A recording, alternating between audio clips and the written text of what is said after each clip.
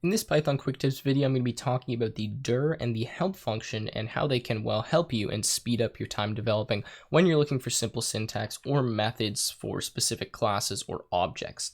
Now, what is dir and what is help? Well, some of you might have seen this before, but essentially what dir will do, which is a method like this, is list all of the methods associated with any object. So in this case, when I say object, I mean it could be an instance of an object or it could be the class name itself. So if I do something like dir int, well, obviously we know int isn't an object itself, it's just a class. And I run this, what we get is a list of all of the methods that int has implemented. So we see like add, and, bool, like all these different things, it shows us all of them. Now I can do the same thing for string. And you can see we get all these different methods like starts with, strip, all the ones that you know exist on string. Same thing with bool, and you get the point that any object this will work on. Essentially listing all of the methods that are involved, which is pretty useful. The next method we have is called help. Now what help will do is actually give you a bit more detail and read out the doc strings as well as the included kind of information with all of the methods. Now this is kind of long because this is on string, but you can see it's giving us like a little description as well as all of the methods and what parameters they take.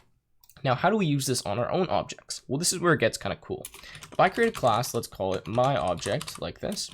What I can do is I can call help and I can call dir on it. So let me just implement a little bit of functionality here so that this makes a bit more sense, and then we'll get into it. So what I'm going to do is I'm actually going to create a doc string here. And what I'm going to say is this is a custom object for testing, like that.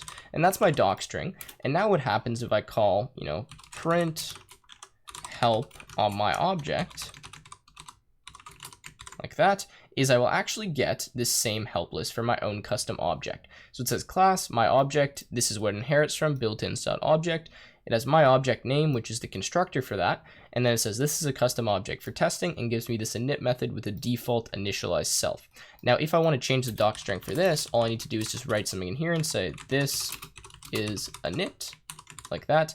Now, if I run this, we see that this now gives us this is init.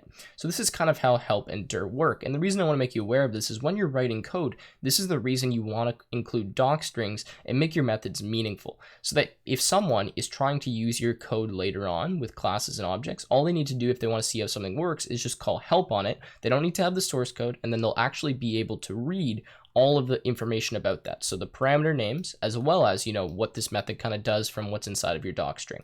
So anyways, this has been help and dir. Pretty straightforward to use them, can definitely save you a lot of time and something to think about when you're writing classes and just code for other people.